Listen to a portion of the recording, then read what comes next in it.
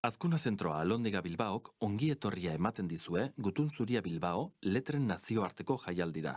Ondoren, El periodismo cuenta, la ficción no inventa solasaldia izango da Lucía Lichtmaer idazle eta kultur kritikariaren eta Brenda Navarro soziologo, ekonomista eta idazlearen artean.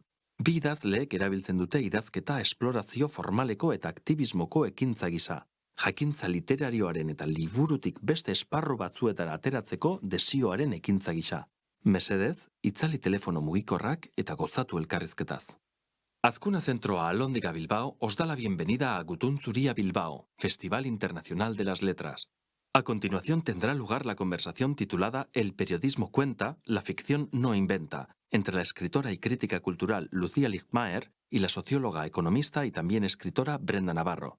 Las escritoras comparten la escritura como un acto de exploración formal y de activismo, de saber literario y de deseo de salir del libro hacia otros ámbitos. Por favor, es el momento de apagar los teléfonos móviles y disfrutar de la conversación. Azkuna Zentroa Alondega Bilbao welcomes you to Gutun Zuria Bilbao International Literature Festival. Now we present the conversation El periodismo cuenta, la ficción no inventa between the writer and cultural critic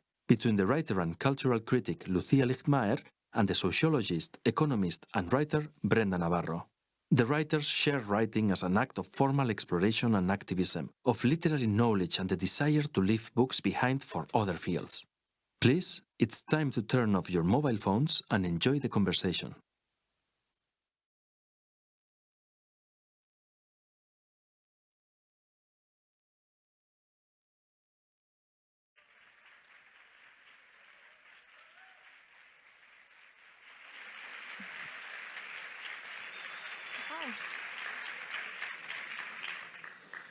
No os vemos nada. No vemos nada en absoluto. Buenas tardes, muchas gracias por venir. Estamos aquí, bueno, claro, como no tenemos moderación, estamos improvisando.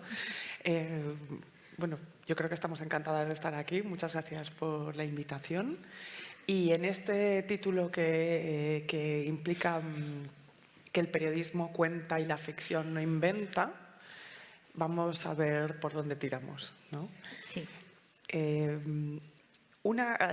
Estábamos hablando un poquito antes de entrar, yo estaba recordando unas palabras del escritor Tomás Eloy Martínez, bueno, un libro de Tomás Eloy Martínez que se llama Ficciones verdaderas, en el cual es un libro recopilatorio donde junta los hechos fácticos que pasaron y cómo después fueron trasladados a la ficción. Por ejemplo, muestra la crónica periodística de unos jóvenes que se fugaron y dos amantes que decidieron fugarse juntos, y cómo después Lorca hace con eso bodas de sangre, ¿no? Y Eloy Martínez dice que en la ficción cristaliza algo, lo nombra así geológicamente, ¿no? Algo que en la no ficción no ocurre de la misma manera. ¿Tú qué opinas, Brenda?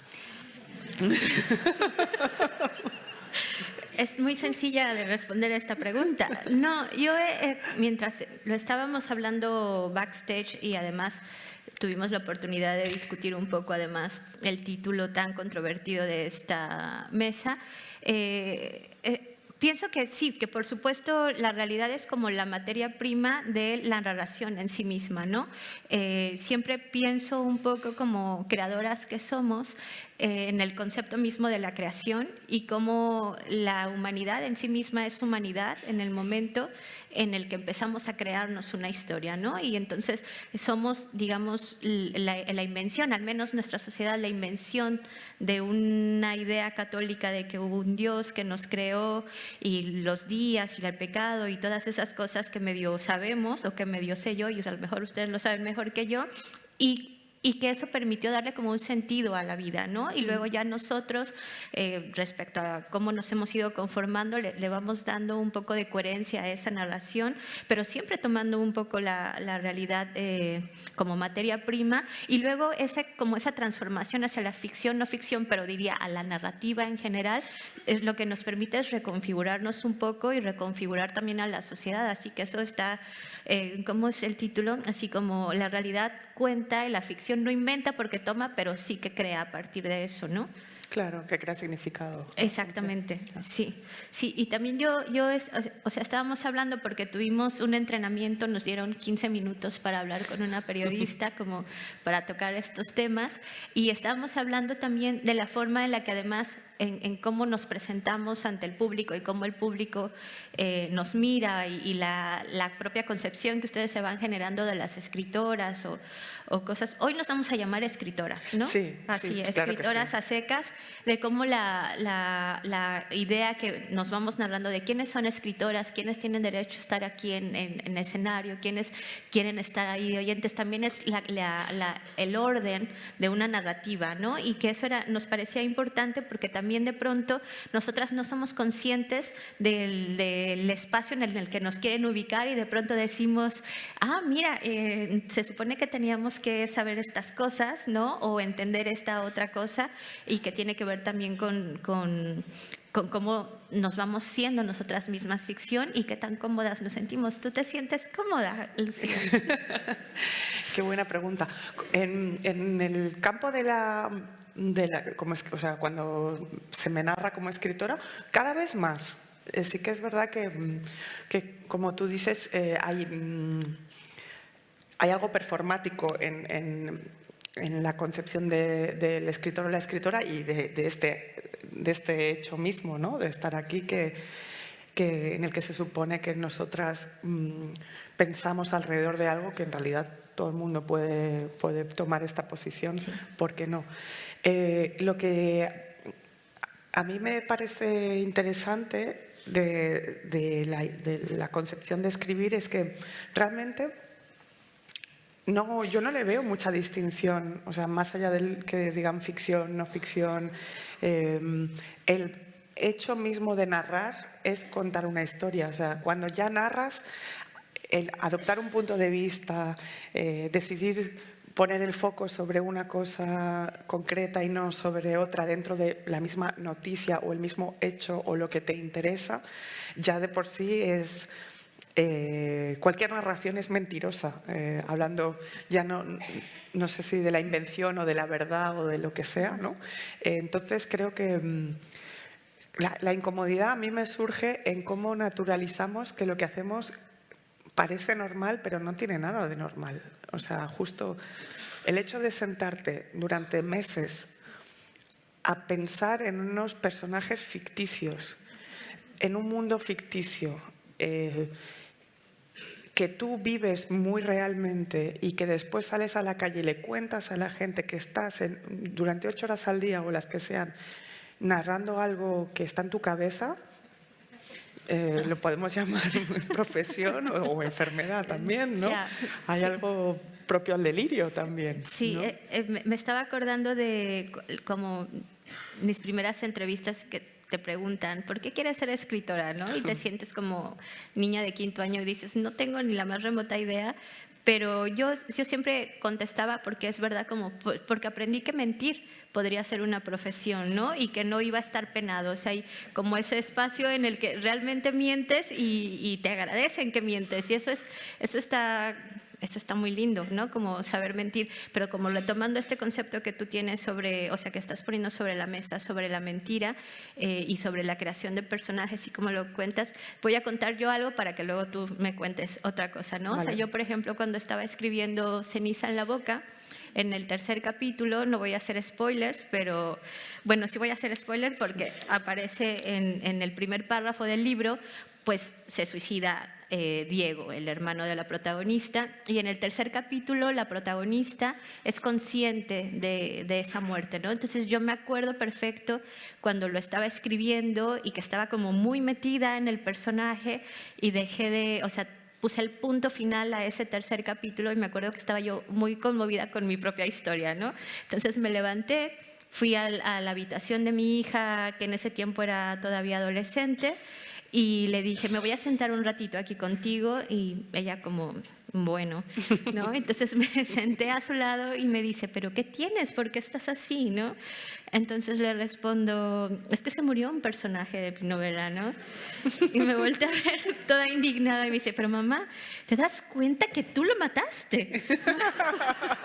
Y fue como, claro, es verdad, pero una no lo vive de esa forma, ¿no? ¿A ti te ha pasado así con alguno de tus personajes, así como que también hayas sentido?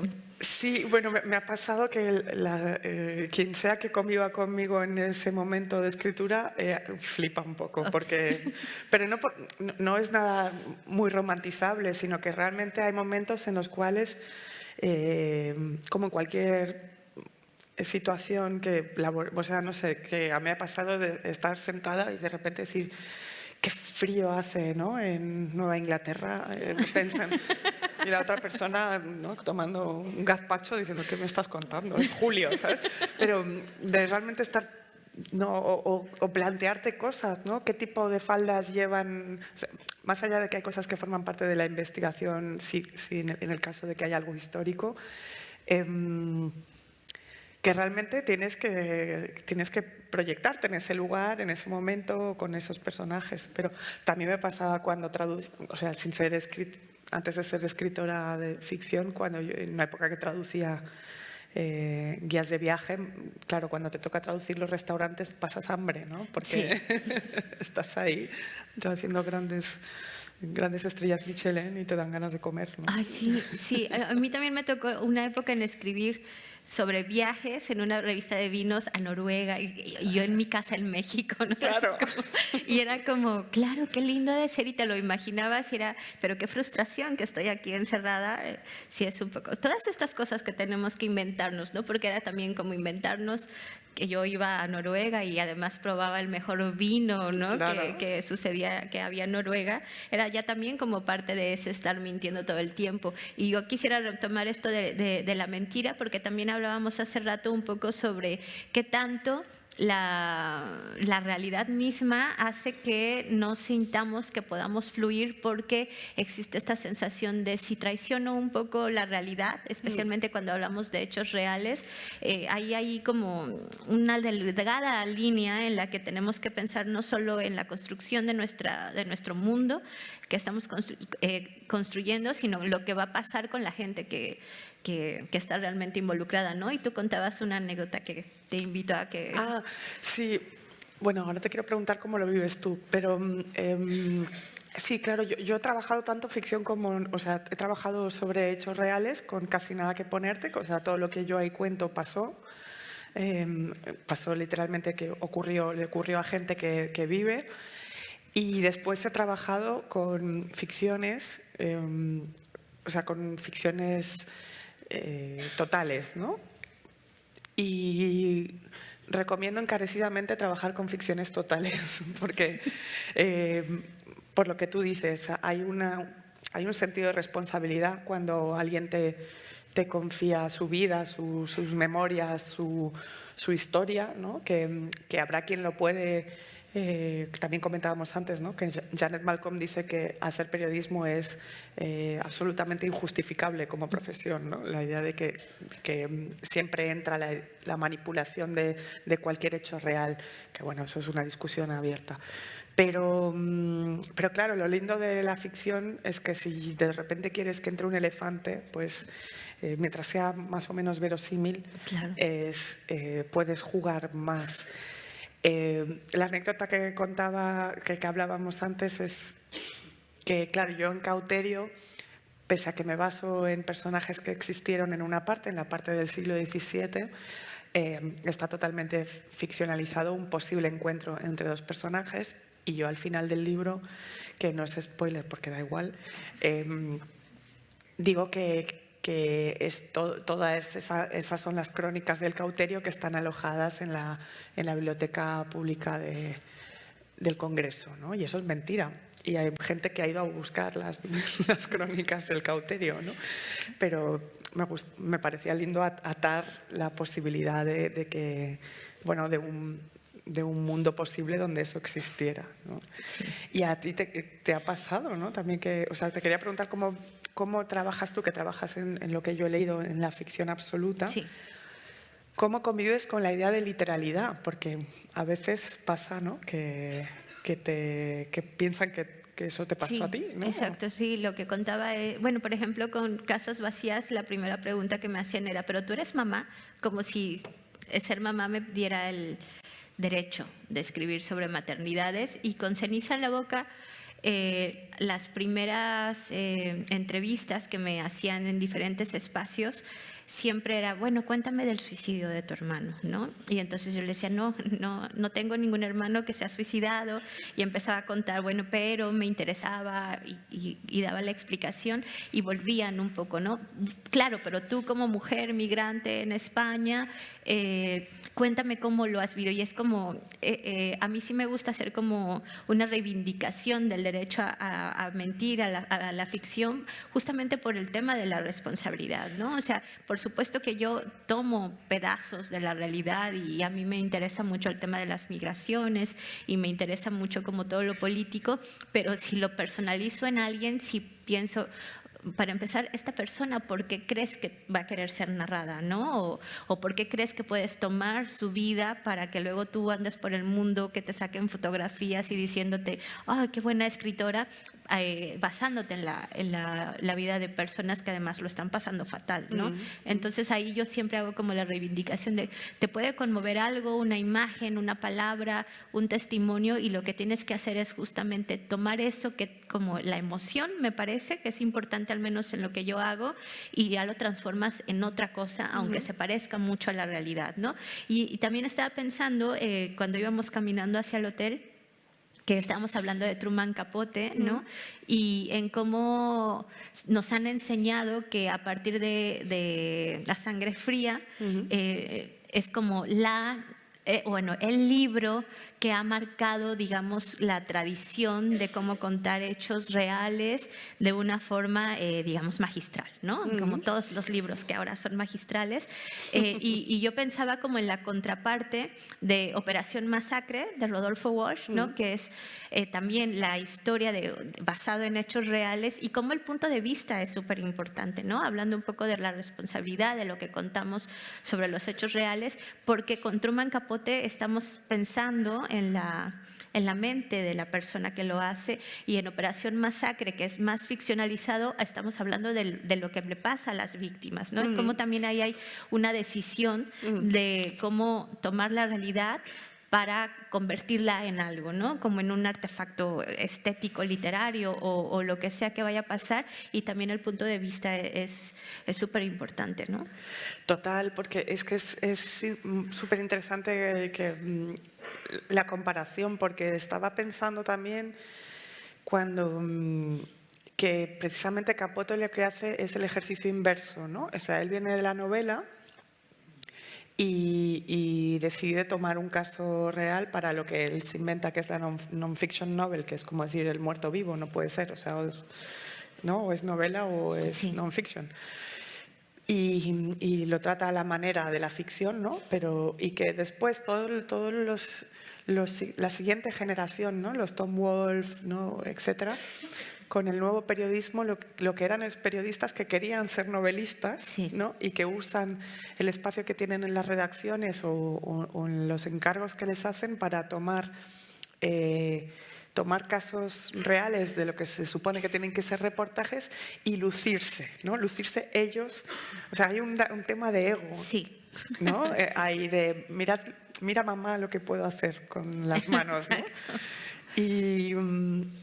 Y creo que eso durante mucho tiempo ha sido un factor de un ego y de un tipo de energía donde también estamos hablando de la idea de la gran novela americana, que ahora parece haber desaparecido, ¿no? Que se escriben novelas, y o sea, como que el gran tema, que era una cosa muy propia de los 70 o los 60, ya tenemos unas realidades mucho más fragmentadas, no hay una intención, o al menos yo no la tengo, de hacer como la gran novela del siglo XXI, ¿no? Que toque todos los temas universales. Es como, Sí, ¿no? exacto, porque eso es como lo decíamos, ¿no? Como es bastante patriarcal pensar total. en cómo voy a escribir la gran novela con todos los temas, con lo que uno desde el ego me va a validar como esta persona que sabe contar historias, pero también quien comprende la realidad. Y a mí no hay cosa que me moleste más, y esto es una diatriba, pero que va a pregunta, que crean que las escritoras y los escritores tenemos que opinar de todo. Bueno, ¿no? eso es insoportable. Es como, o sea, de verdad somos a veces bastante imbéciles como para que quieran que opinemos sobre la realidad misma, pero que también ahí hay una trampa, y lo comentábamos también, en cómo parece que al tener voces autorizadas, porque sabemos mentir adecuadamente, quieren que construyamos verdades, ¿no? Y verdades que, por supuesto, se van a narrar y se van a transmitir y van a seguir como teniendo ecos narrativos que van a construir, qué sé yo, ¿no? Entonces, ahí como volviendo un poco otra vez como lo del periodismo, no sé si me gusta hacer la separación, pero lo voy a lanzar en ese sentido, porque creo que ahora mismo necesitamos mucho periodismo, ¿no? O sea, como periodismo de investigación que trate de hablar de hechos, no de hechos con notas, sino como de hechos que realmente están sucediendo, porque parece que ahora cualquier cosa que se publica en los medios de comunicación es noticia y se valida como, bueno, si lo dijo este periódico de circulación nacional o lo dijeron en la radio, es verdad, ¿no? Y parece que no, que no nos quieren permitir tener un pensamiento crítico que vaya más allá del titular y de la polémica de las redes sociales, ¿no? Y creo que ahí también la ficción ayuda, pero no sé qué piensas. Sí, bueno, estoy de acuerdo. Creo que hay varios frentes ahí que abriste que son súper interesantes para hablar. Primero, que habrá, o sea, que hay ficción, o sea, ficción y no ficción, que es combativa, teniendo o no intención de serlo. Y es muy interesante a veces que te pregunten por la contemporaneidad, por lo que pasa. Pero a mí me preocupa a veces la literalidad de que se tomen las novelas como ensayos, ¿no? Es decir, que tú o yo escribamos sobre lo que sea y eso inmediatamente se toma como una posición muy concreta alrededor de algo, ¿no? Qué sé yo, a mí, pues, por supuesto, con Cauterio me preguntan mucho sobre los políticos de izquierdas como machistas, ¿no? Y es bueno, o sea, que evidentemente los hay, pero también tiene que ver con una novela, tiene que ver con una cuestión muy concreta, tiene que ver con una decisión literaria, ¿no? Muchas veces más emocional que racional, ¿no? Eso por un lado. Y a veces cuando te hacen entrevistas tienen más que ver con que des un titular que pueda resultar polémico o que tenga que ver con el clickbait de actualidad para meterte en la caja de escritora feminista o escritora lo que sea. Y después me parece muy interesante lo que estabas diciendo en relación al periodismo, porque es lamentable que se está haciendo muy buen periodismo de investigación, tanto sonoro como escrito, y la gente no lo lee. Y como la gente no lo lee, la gente no lo paga. Y en cambio es mucho más barato y genera mucha más circulación hacer periodismo de opinión, ¿no? Que no deja de ser algo para el cual no tienes que levantar un teléfono o irte a investigar a Guatemala o a Cuenca, no importa. Pero, y creo que eso también es una cuestión a plantearse como lectoras que somos, no solo como autoras más o menos críticas con lo que nos rodea, ¿no? Es decir, ¿qué está pasando? ¿Qué saturación hay de realidad? Y eso es, te pregunto, ¿qué pasa? Que muchas veces hay una sensación de literalidad, de que la primera persona, uno, se confunde con la autoría, ¿no? Que nos pasa a ti y a mí. Y dos, si realmente hay una búsqueda de escapismo en lo literario que por otro lado es muy no es nada criticable, ¿no? Es muy... Ya. O sea, está estupendo. Yo también leo para olvidarme de la realidad muchas veces. Sí, que además han avisado que sale la nueva de Sally Rooney, ¿no? Sí. Entonces ya mucha gente se escapará ahí en ese tipo de libros. Yo, como voy a retomar esta parte de la autoría y de la primera persona, porque no sé si a ti te ha pasado, pero además de que nos dicen, esto te pasó a ti y lo dan como con la literalidad, también tiene que ver con lo que decía al inicio, ¿no? O sea, nos vamos construyendo y se van construyendo como ciertos cánones dentro de la sociedad en la que dicen, bueno, este es fontanero porque prepara fontanería, este es panadero porque hace pan, este es escritor porque escribe. Pero lo que sucede, por ejemplo, con las mujeres que escribimos ahora, cuando usamos la primera persona, a mí me pasó en México, no en España, pero en México, por ejemplo, los críticos, ¿no? Los que deciden quiénes valemos la pena para ser nombrados en sus medios culturales, lo primero que me critican es la primera persona, ¿no? Porque dicen, ¿Por qué? hasta que no sepas hacer narración omnisciente, veremos si eres capaz de sostener una historia, ¿no? Pues, qué asco, por favor. Sí, así es. Pero yo siento que tiene que ver también con este prejuicio que tienen de como las mujeres escribimos literatura femenina y cosas de mujeres, siempre termina siendo como el testimonio, haciendo como un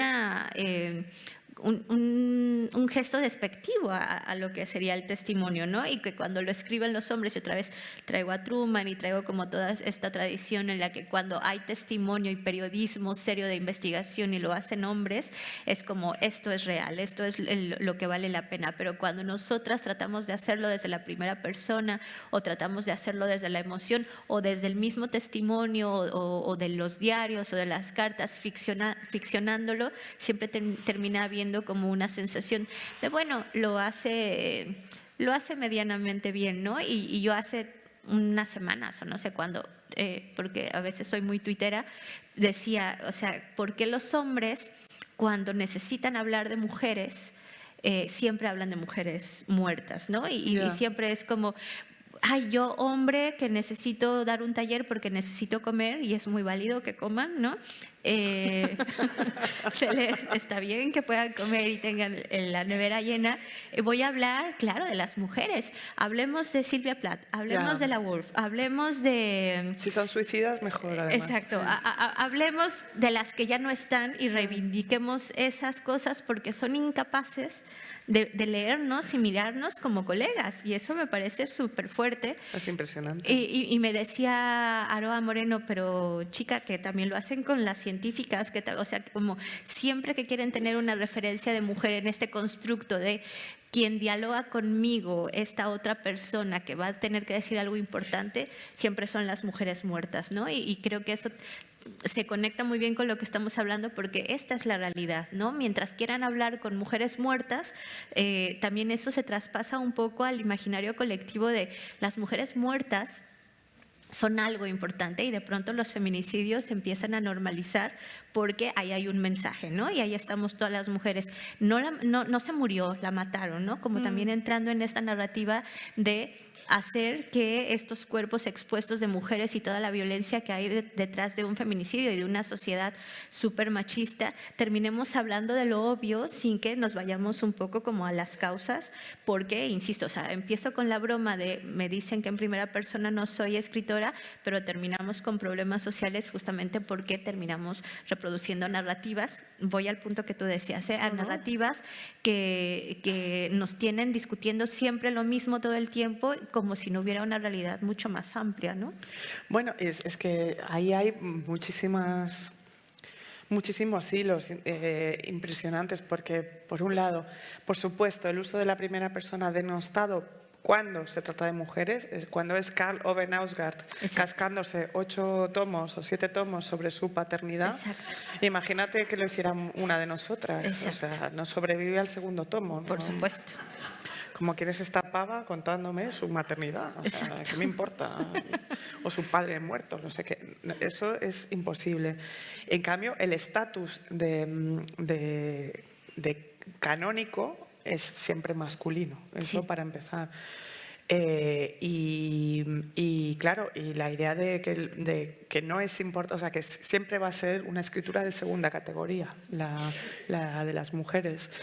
Evidentemente lo del diálogo con las mujeres muertas es extrapolable a cualquier ámbito, Sí. pero siempre pues, es cuando los señores de derechas te dicen, no, a mí me gusta el feminismo de Clara Campoamor, ¿no? Ya. Sí, bueno, claro. No me digas, ¿no? Ya, qué raro, ¿no? Qué extrañeza. Pero a mí, y es muy cansino también el hecho de que en ese combate constante por ser reconocidas como escritoras ante todos esos críticos canónicos, etc. Primero es la idea de la caricaturización, es decir, siempre vamos a ser esas chicas haciendo cositas, ¿no? Sí. Hasta que, no sé, hasta que pase algo que les obligue a reconocernos como Hasta que pares. estemos muertas Hasta y que ya estemos dialoguen muertas, con claro. nosotras. Es verdad. Y después, esa categoría en la cual yo ya me niego ya no voy a ninguna charla donde se pida que hablemos de mujeres y Ya. literatura, ¿no? Ya. Que es como mujeres y ciencia, mujeres y deporte, ¿no? Mujeres y astronautas, ¿no? Es como si fuera un combo irresoluble e imposible de entender, ¿no? Sí. Otra cosa es que hablemos, si quieres, de la experiencia literaria dentro Claro. de explorar los personajes femeninos, etcétera, no tengo ningún problema. O la industria en la que nos movemos. Pero lo de mujeres sí, ya. Además como un subgrupo en un festival nos ha pasado a todas, Sí. hasta que llega un momento que dices, bueno, he escrito un libro, no sé. Sí, exacto. O como ahora el 8 de marzo otra vez nos van a empezar a buscar Bueno, eso para es hacerles la impresionante. nota, ¿no? Sí, sí. Que también ya muchas hemos decidido de no, o sea, cúrratelo un poquito, ¿no? Sí, sí. Haz tu trabajo e investiga tus cosas. Pero voy a volver a esta cosa como que tú decías, puse como escape de la realidad, como por crear como otros mundos que nos interesan, aunque estén tomados de la realidad misma. Creo que también es como importante al volver sobre el tema de la ficción, cómo creamos, qué es lo que creamos, etcétera. Me parece importante como discutirlo además contigo, porque tú y yo solamente coincidimos fuera de Madrid, ¿no? Sí. Entonces vamos a aprovechar este momento que nos han dado para convivir con todas ellas.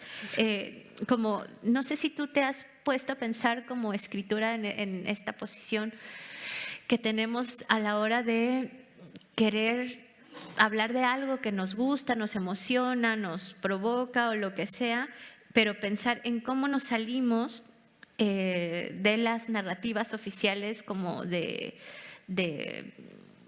la desesperanza, ¿no? Yo voy a hablar de desesperanza, pero luego te tiro la pelota a ti. O sea, por ejemplo, en mi caso, siempre me dicen, es que tú escribes como de cosas totalmente desesperanzadoras. Es que no hay algo más, y lo que yo les respondo es que justamente porque hay algo más, es que se siente que estas historias son desesperanzadoras, porque si esta fuera la realidad misma, si esto fuera lo único que estuviéramos viviendo, entonces no podríamos tener la comparación de decir se puede vivir de otra manera, se puede querer de otra manera, se puede habitar el mundo de otra manera. Y yo me lo estoy preguntando mucho ahora sobre de qué forma, no sé si alguna vez voy a poder escribir como Nick Horby, que es como mi goal, ¿no? ¿Ah, sí? Así como escribir algo que haga reír al mundo, por favor. Ya no quiero hacer llorar al mundo, pero no sé si lo voy a lograr, porque escribo y me pongo a llorar enfrente de mi hija y ella se ríe de mí.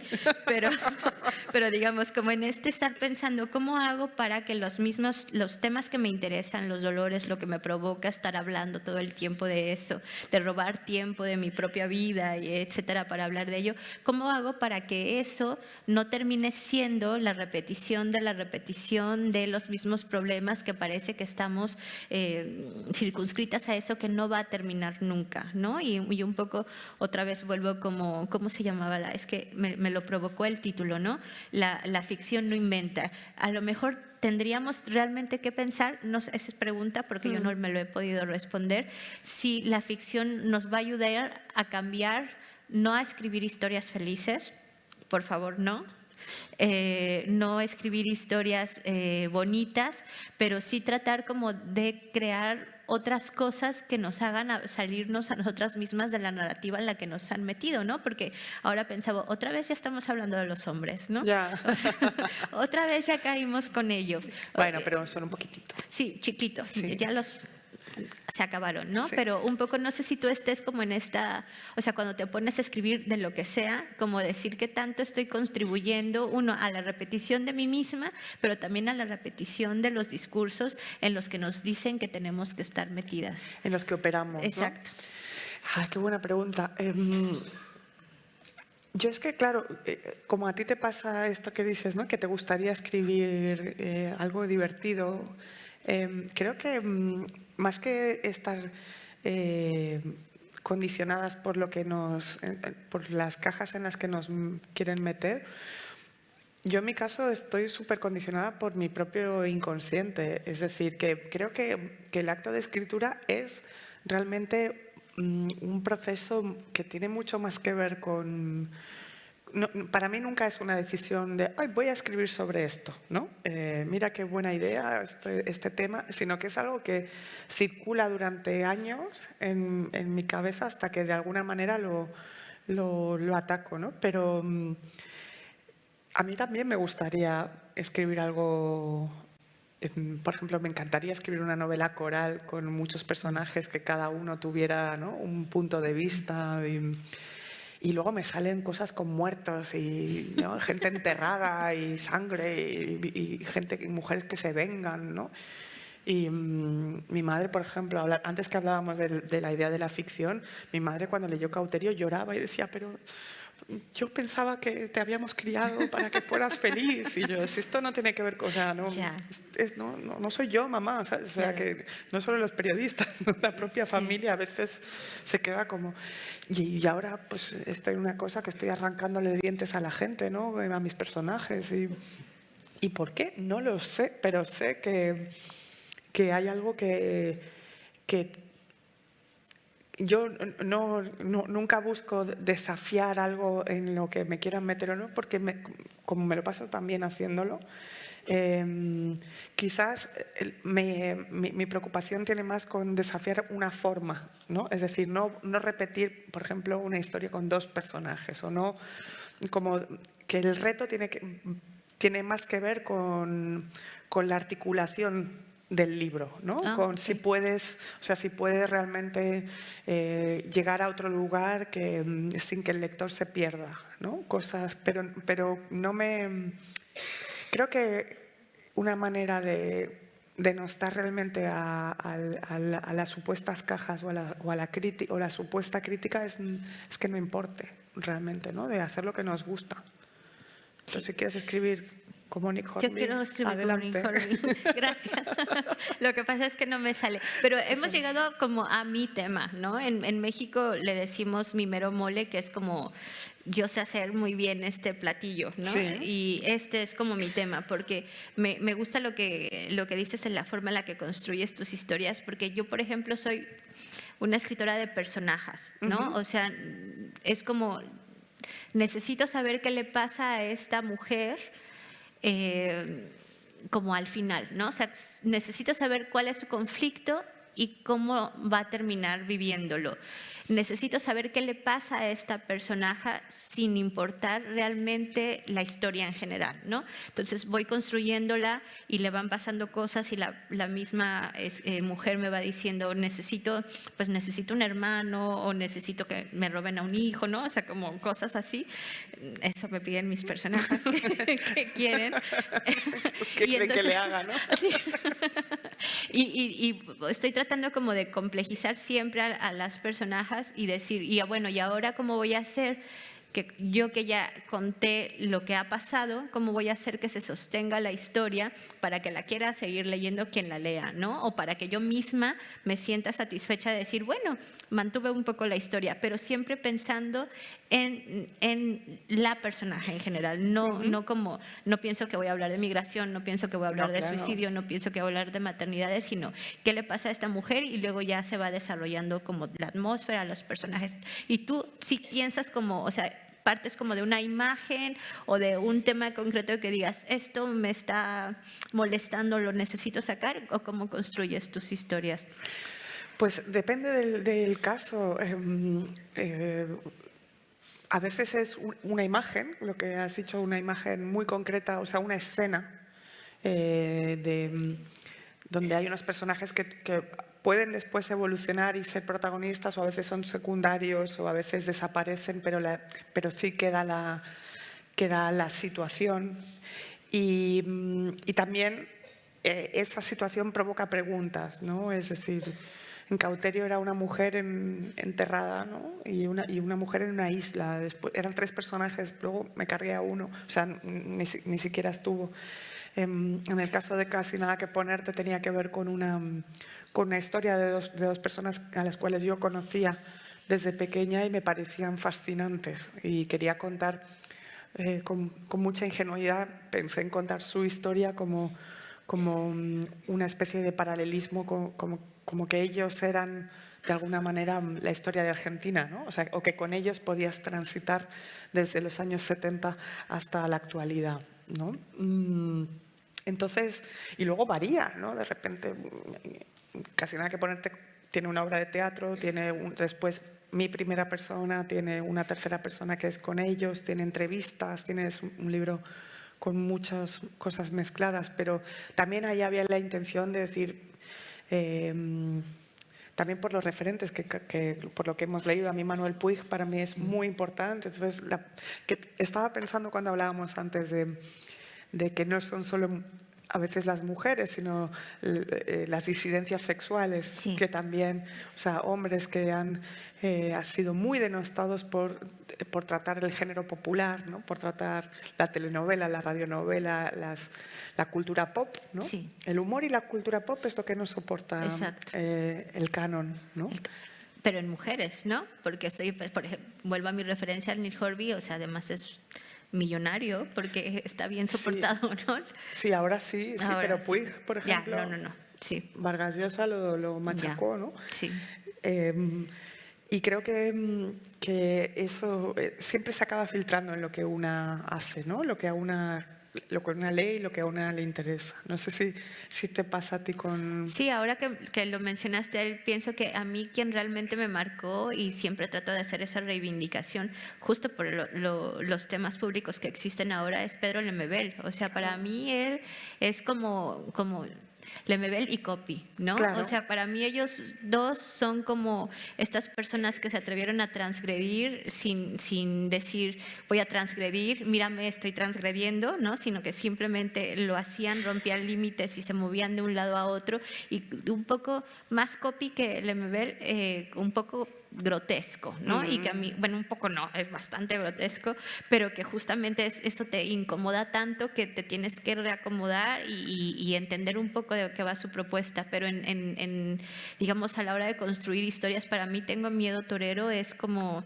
un gran referente, ¿no? Como por el ritmo, por la forma en que lo cuenta. O sea, yo siempre menciono a Agatha Christoph como un posicionamiento político de voy a hablar de una mujer que además creo que es de verdad la escritora más importante en Europa del siglo XXI, aunque me lo puede debatir todo el mundo, lo voy a seguir creyendo, pero creo que cuando me trabo a la hora de construir algo, que a mí me interesa mucho el ritmo también a la hora de escribir, regreso a Tengo Miedo Torero, porque es esta forma de jugar con las palabras y de revolcarlas, de hacer poesía, ¿no? Que Claro. es lo que hacía Lemebel, y de una forma en la que yo estoy segura de que él no iba y decía, y ahora voy a hacer una diatriba contra el mundo, sino que le salía solo, ¿no? Y eso me parece importantísimo y creo que ha marcado a nuestras generaciones, ¿no? O sea, Total. aunque no sea una referencia, por ejemplo, queer, es que América Latina no puede ser lo que es si no tiene de referencia a Lemebel en ese sentido, ¿no? Como performativo, que ahora me acordaba cuando dijiste performar,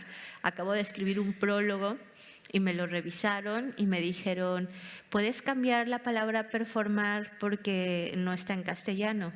Y yo les contesté, no, o sea, no la voy a cambiar porque o sea, ¿cómo se nota que no leen los temas en los que ya todas decimos performar todo el tiempo, Claro. ¿no? Pero como a él no le sonaba, no sé por qué, no le sonaba, me la quería cambiar. Pero bueno, vuelvo hacia Lemebel, me parece que es de los escritores que deberíamos de estar leyendo muchísimo en temas queer, de disidencia sexual, de disidencia política, pero de ritmo y de uso del lenguaje, me parece que es importantísimo. Total. Y terminamos siempre en el sur, me parece. Me parece bien. Sí. Sí. Me parece bien.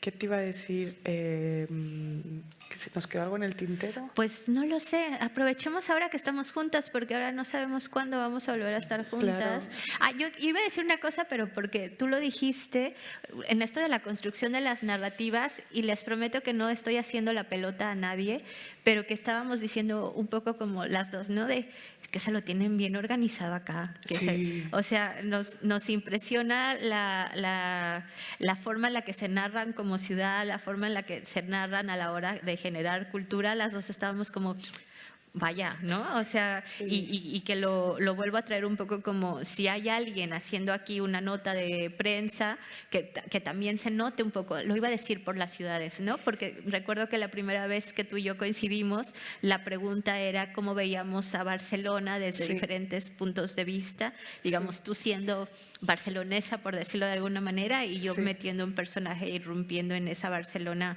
que también existe, y nos decíamos, ¿no? Como, ¿cómo se lo narran y cómo íbamos narrando? Porque seguramente aquí dirán y no.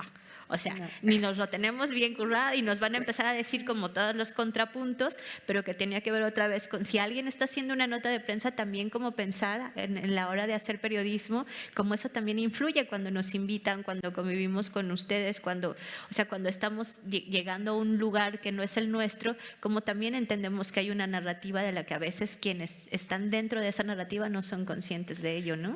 Totalmente. Sí, estaba pensando que la primera vez que charlamos, en el fondo, nos juntaron por un tema de urbanismo. Exacto. Es decir, porque narrábamos una huida de Madrid a Barcelona, en un caso, y en otro caso de Barcelona a Madrid, ¿no? Y al final convergemos en Bilbao. Exacto. Aupa Bilbo, ¿no? algo nos querrá decir. Exactamente. Sí, y también como retomar, porque sé que está aquí Katisha Aguirre, o quiero creer que está aquí Katisha Aguirre entre el público, un poco retomar esto que decíamos y que hemos estado conversando, no de esta manera, pero lo traigo a la mesa. Yo me acuerdo que cuando a Katisha y a mí nos invitaron a hablar, no se lo van a creer de qué, a Katisha y a mí, ¿De qué creen que nos invitaron a hablar? ¿De qué? De maternidades. Ah, ¿no? claro. Nos invitaron y estábamos hablando un poco de proceso creativo, porque yo siempre trato, cuando estoy con colegas, de meterme en ese tema, ¿no? Porque nunca nos preguntan sobre nuestros procesos creativos, y cuando estoy con ellas, pues trato como de socializarlo, porque además aprendo de ustedes. Pero me acuerdo que ahí, Katisha y yo, no me acuerdo por qué llegamos un poco como a la narrativa, saliéndonos un poco de solamente pueden hablar de maternidades, como del proceso creativo siempre es un gozo para nosotras, ¿no? O sea, cuando yo siempre molesto a mis colegas escritores de tu hoja en blanco es porque no sabes gozar, ¿no? O sea, la hoja en blanco en realidad viene porque te sientas y crees que te va a llegar la musa, pero en realidad el proceso creativo viene incluso cuando estás lavando los trastes, ¿no? Y estás pensando en tus personajes y de pronto te da frío, porque en Nueva Inglaterra hace mucho frío. Claro. Y entonces ya cuando te sientas lo empiezas a disfrutar un montón. Y nosotras lo que decíamos esa vez, no recuerdo bien por qué, pero sí un poco provocando, era como para nosotras el proceso creativo resultaba tan interesante como cuando te vas como dicen aquí, a liar con alguien, ¿no? O sea, este momento en el que dices, pues me voy a poner guapísima, ¿no? Y te estás como creando una narrativa de me voy a ver súper sexy, me pongo las bragas más lindas y cosas así, y ya cuando estás con la persona, sea el género que sea, cómo te performas y te vas construyendo y te vas disfrutando, y ya cuando estás realmente disfrutando, realmente lo estás disfrutando, ¿no? Y nosotras pensábamos, es que el proceso creativo debería de ser así, ¿no? O sea, como realmente pensar que cuando tenemos la oportunidad, que no muchas personas lo tienen, de escribir, de dedicarse a ello, de invertir tiempo, porque invertimos un montón de tiempo, a veces no remunerado, ¿no? Lo que deberíamos de hacer es como generar esta narrativa también como del gozo, ¿no? O sea, que cuando estemos hablando de nosotras, cuando estemos hablando de otras mujeres, de tomar un poco de la realidad, no olvidarnos que una de las pocas cosas que, al menos en nuestra sociedad, no nos pueden quitar es la idea de querer gozar, ¿no? Totalmente de acuerdo, porque también hay una mística de la idea de la escritura que tiene mucho que ver con, por lo que decías antes también, de la idea de la poeta torturada, en algún caso la mujer muerta, o también de los genios, el hombre genio que incomprensible, que tiene que sudar sangre para poder escribir. Todo proceso pasa, o sea, hay partes que no son tan bonitas, pero el acto de escribir para mí es hermoso. Sí. Y es muy, o sea, es incomparable. Como mucho a una cerveza fría después de esta charla, pero es hermoso poder tener la posibilidad de, en cualquier lugar del mundo, sentarte y yo lo comparo un poco con conectar como con un dial de radio propio tuyo, donde esa historia sigue y la vas narrando y la vas contando. Me gusta mucho la idea también de prepararse para una cita, así que te la tomo. Sí, mi cita con el ordenador. Exacto, genial. Sí, pues tenemos que pasar a la oscuridad, porque no las vemos, pero queremos escucharlas y tenemos unos minutos para ello. Lo que no sabemos es cómo os damos la palabra. Bueno, primero tenéis que alzar la mano y luego ya...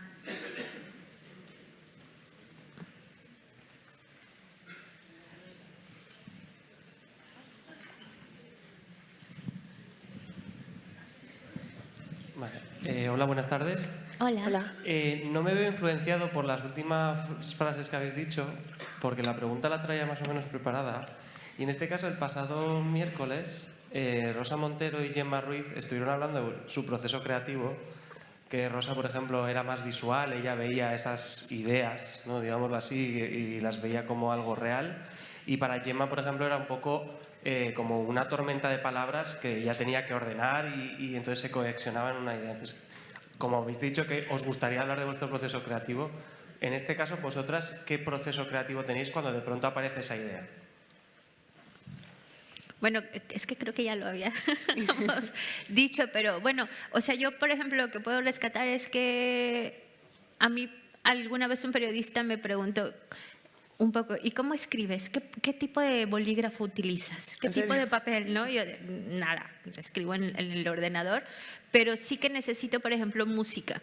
O sea, a comparación de mucha gente que dice necesito silencio y estar concentrada, y esto yo creo que una no lo sabe hasta que su inconsciente lo dice. Estaba hablando con alguien que me preguntaba sobre cómo escribía, y le decía, es que necesito la música, y como estar repitiendo cierto tipo de música que me hace tener como memoria corporal, porque cuando oímos una canción que nos gusta mucho y la volvemos a escuchar, así como nos devuelve a ese momento que fue especial, un poco yo la escucho y como ya estaba pensando en el personaje o en la situación y la vuelvo a escuchar, como es un tipo de memoria corporal, pero también porque finalmente me gusta la música con letra, ¿no? Entonces, como la estoy escuchando todo el tiempo, es como que tengo un universo de palabras encima de mí todo el tiempo, y cuando se detiene ese proceso creativo me quedo escuchando la canción y me aparece una palabra que digo, voy a tomar esta y vuelvo a escribir. Un poco eso es como la forma en la que trabajo.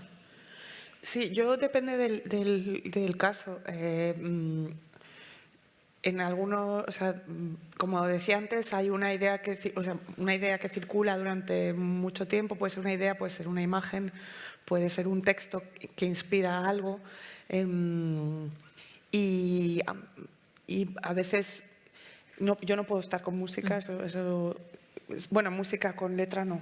Puede haber música que sí que en lo que estoy, por ejemplo, ahora, que tiene que ver con algo que pasa en los años 90, entonces tengo una playlist de los 90 y eso sí que me sirve, pero por ejemplo, para mí tiene que ver con probar las voces hasta que encuentro cuál es la voz narrativa. Si en el caso puede ser una, pueden ser dos. Y eso puede ser intentos. Ahora tengo 40 páginas que lamentablemente solo sirven 3, ¿no? Pero en este tiempo sirve hasta que enganchas y dices, vale, este es el tono, esta es la ironía, este es el personaje que narra, ¿no? Y a partir de ahí el orden lo dicta algo que puede ser muy particular. En Cauterio era un mapa, ¿no? Era el mapeo, en otros momentos son años, en otros pueden ser personajes, no sé, pero para mí es muy importante y tener una pizarra, que tengo una pizarra gigante donde voy haciendo, como en las pelis del FBI, donde se juntan los casos, pues eso lo tengo también. Qué maravilla, qué maravilla.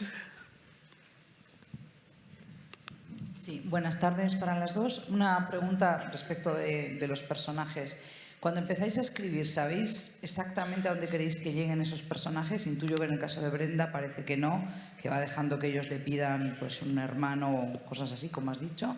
Pero ¿tenéis una idea de cómo debe acabar ese personaje? Y luego algo que trabajamos en un taller en el que estoy inmersa y que me apasiona, que es sobre escritura creativa, nos machacan mucho con la idea de la coherencia, de que todo tiene que ser muy coherente.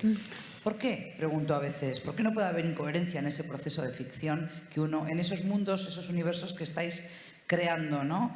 Cada una a vuestra manera? Y lo último, ligado con esto del personaje, ¿cómo abstraerse a veces del mundo en el que estamos, ¿no? Porque es verdad que vas construyendo, todos vivimos dentro de una tribu, una burbuja, etcétera. Pero ¿cómo abstraernos de realidades? Y en mi caso, que soy profesora, más todavía, ¿no? En temas internacionales, eso que tú decías de las emociones, lo que nos provoca.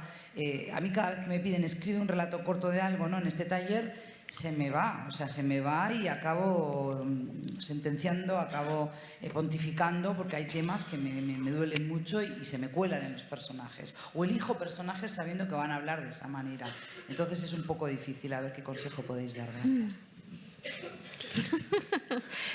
Bueno, yo quisiera hacer el matiz de, no, yo necesito escribir cuando sea así, o sea, ¿qué le va a pasar a la personaje, no? O sea, por ejemplo, en Casas Vacías, pues sabía que iba a perder a un hijo y que no lo iba a encontrar. Y sabía que se iba a llevar a un niño y que iba a verse frustrada. O en el caso de Ceniza, sabía que, esto no es spoiler, pero es como, así como empezaba, así iba a terminar la novela. O sea, yo necesito saber cuál va a ser la transformación de la personaje antes de escribir todo lo demás, que es lo que me interesa y un poco va a lo que tú preguntas.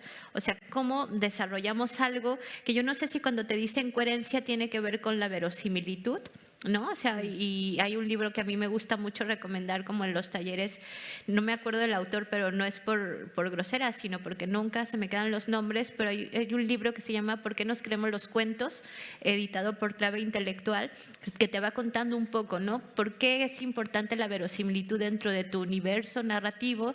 Porque si estamos hablando, qué sé yo, de 2 vasos de agua que se van a caer y que van a generar un drama en el auditorio, si de pronto llega un unicornio, ahí no hay una verosimilitud, ¿no? O sea, como digamos, tenemos que ir construyendo un universo en el que todo lo que suceda se sienta como que encaja, ¿no? Creo que por ahí tiene que ver lo de la coherencia. Lo que sí creo es que las incoherencias pueden ir dentro de los personajes mismos, ¿no? Y yo creo que mientras más incoherentes sean, mientras más complejos sean, más interesantes son. Entonces ahí, como hago la contraposición, generar un universo que se sienta real, como si fuera la vida misma, cuando los humanos son los protagonistas de la historia, pero generar las suficientes contradicciones dentro de las decisiones de los personajes, como para que cuando lo leamos digamos, esto se siente como si lo hubiera hecho mi mamá o mi hermana o yo misma, ¿no? Y lo de las diatribas, yo creo que está muy bien hacer diatriba política, consciente e inconscientemente.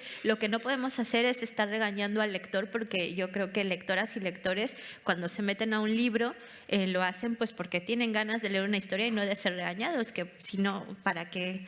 Yo no sé, yo no escribiría por regañar un poco, ¿no? Pero yo creo que no es tu caso además. Con respecto a dónde acaban los personajes, eso.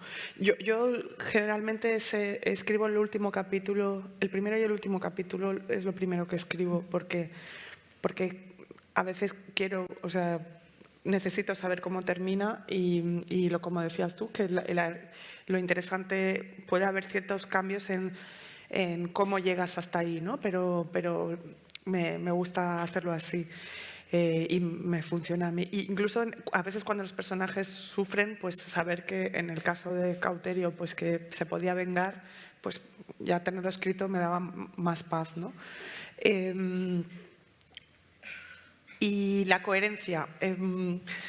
Estoy totalmente de acuerdo con que tiene que tener que ver con la verosimilitud dentro de la historia. Es decir, que para mí tiene que ser únicamente coherente con respecto a los personajes o el personaje protagonista. Tengo serios problemas con la manera a veces de aplanar los textos cuando hay algo que es un poco discordante, que a veces en los primeros libros pasa que tienes los primeros o que a veces los editores se empeñan en que la coherencia sea tal, ¿no?, tan enorme, que hay veces que hay ciertas cuestiones que son más extrañas en la forma o menos convencionales que tenemos que atrevernos más además pienso en España en concreto, ¿no? Que en Latinoamérica hay mucha más posibilidad de que se admite mucho más la rareza a la hora de narrar, tanto formalmente como en las tramas, ¿no?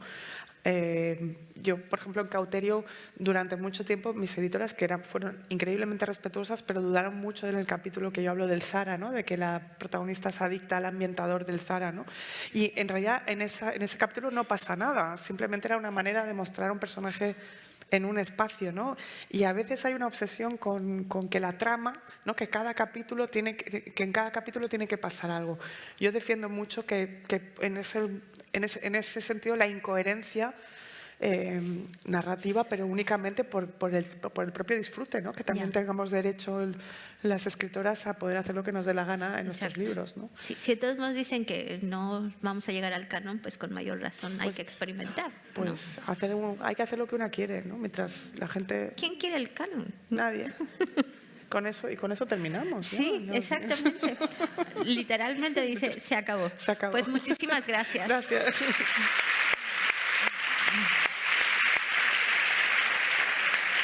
Bueno.